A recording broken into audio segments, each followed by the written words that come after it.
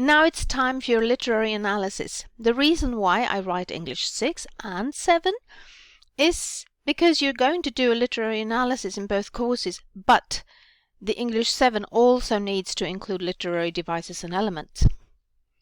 So, what is the difference between a book review, as most of you have done in English 5, and a literary analysis? A book review is not a summary. Instead, it's a critical assessment of a book. It describes and evaluates the quality and significance of a book. And how about a book analysis? Well, here you're supposed to argue in favor of an interpretation of a literary work or some part of it, and offer the reasons why you have chosen this kind of interpretation.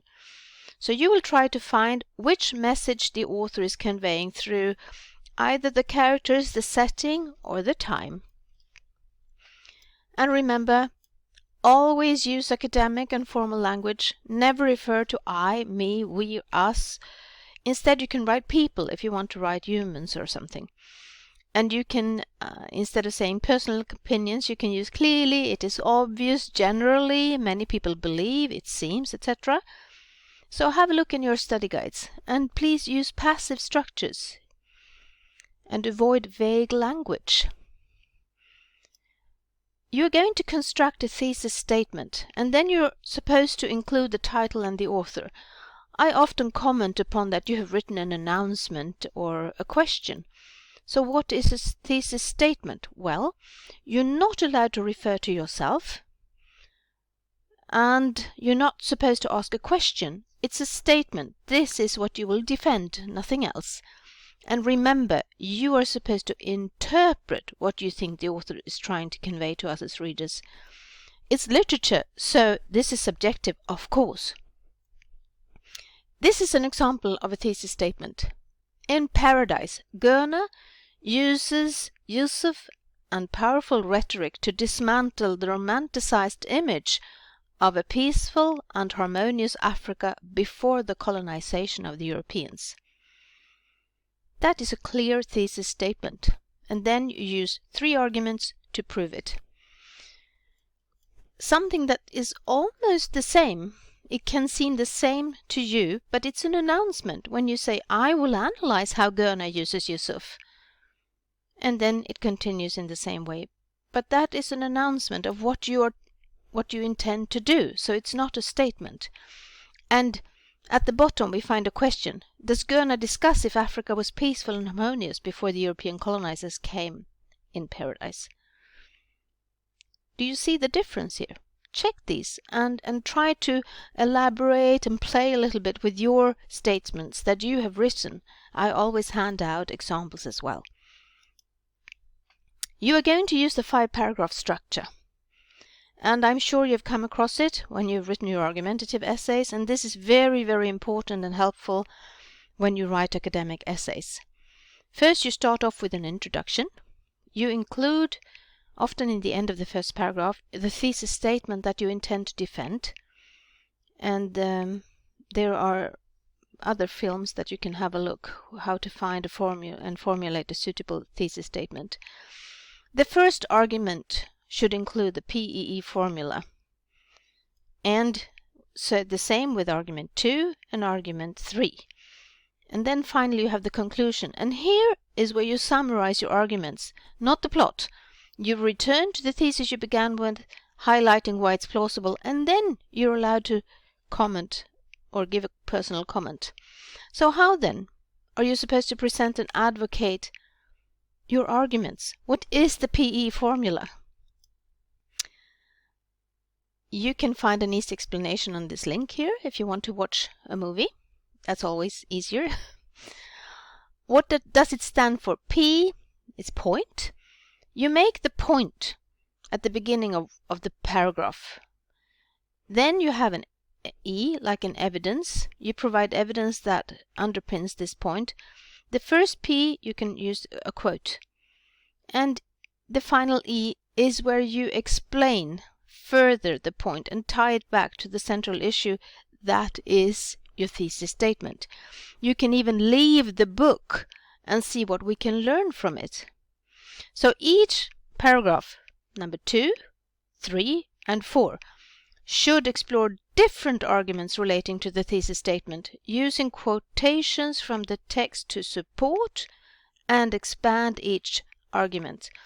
So let's have a look at an example based on Lord of the Flies by William Golding. You're not reading it, but still, we will use it. Here you have, if you want to stop the video and have a look, you can see what kind of words you can use, but not in my opinion, of course not, because that's not academic English. But you see the explanation here. Why is the quotation significant? What effect does the quotation have on the reader? Why has the writer used this technique? So it's good to keep that in mind. How about the evidence? If you have you have the quotation. When providing evidence word for word from a primary or secondary source, remember you used quotation marks. And if you have not rewritten it or something. You summarize a piece of evidence by restating it in shorter forms using your own words. But please be careful so the original program doesn't catch you there. If you paraphrase it, you explain a piece of evidence using your own words. You see here it says notes, war is peace, freedom is slavery, ignorance is strength. That's a quote that the person can rewrite. How can you learn to read, explain, evaluate, and analyze between the lines? You need to learn to distinguish who, what, where, and how, because that often summarizes the text. When you analyze something, you ask the question, why? Why is this point important? And then you will leave what you can see in front of your eyes, and then it will be easier for you to argue and defend what you have found. Here is the example from Lord of the Flies. The following statement will be defended. A thorough analysis of Lord of the Flies by Golding demonstrates that law, order, and a democratic system are needed for a society to function normally. Here is paragraph 2. Firstly, we have the P, that's why it's red. There is the issue of acting like a civilized man or a savage, clearly shown in the following quote. We've got to have rules and obey them. After all, we're not savages. We're English, and the English are best at everything. That's the quote. And then we have the E. The evidence is a quote from Jack. It portrays the difficulties to uphold rules within the group of boys. Since he was not chosen as chief, one might think that everyone would just listen to the chief and everything would work out fine. But due to the fact that Ralph is not always right, and that other characters had other ideas of what would be the best for the group or themselves, they chose not to follow the rules they set amongst themselves.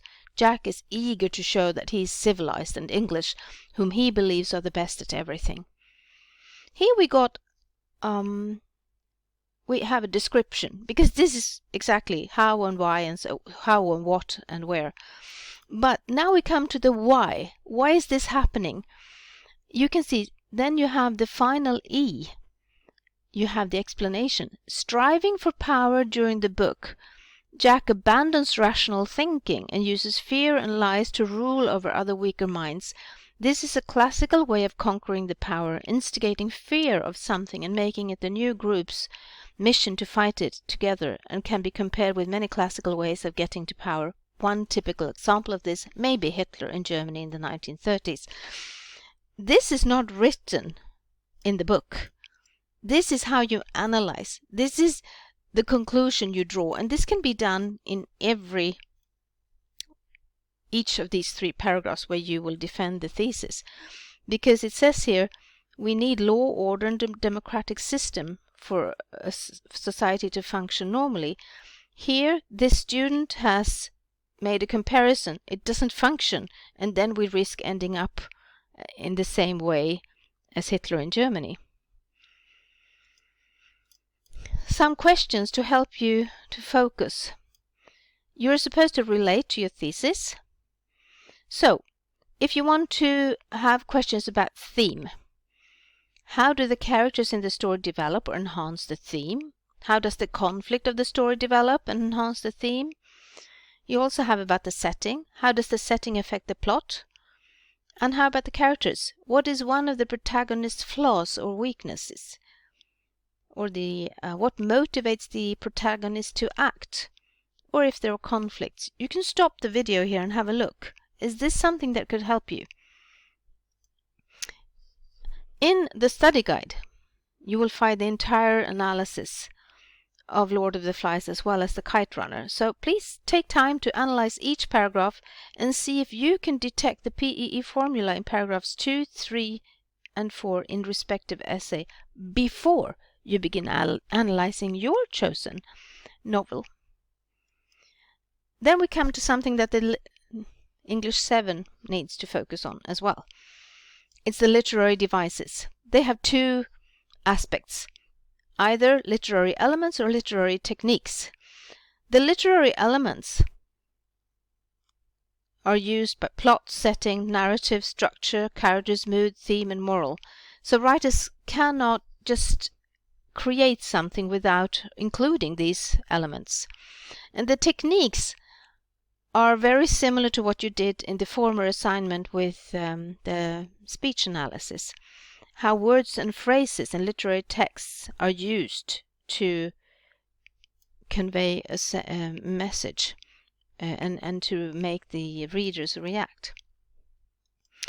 You have examples here in the Kite Runner, which you also will find in your study guide.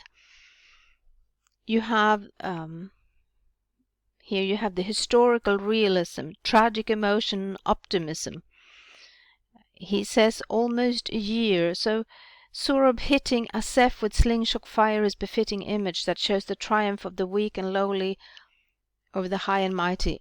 And then a modern David and Goliath tale. Here you have illusion. And you have also characterization. Amir is changing, he's transforming, he's willing to risk his life for Sohrab. While on the other hand, Asef claims a religious conversion, but there is no change in his character. So is the story written in first-person narrator? Is it tragic?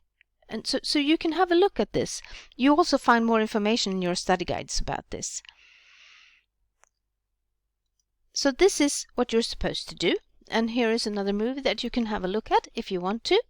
And I wish you the best of luck, and you're welcome to contact me for more information and help if you need it.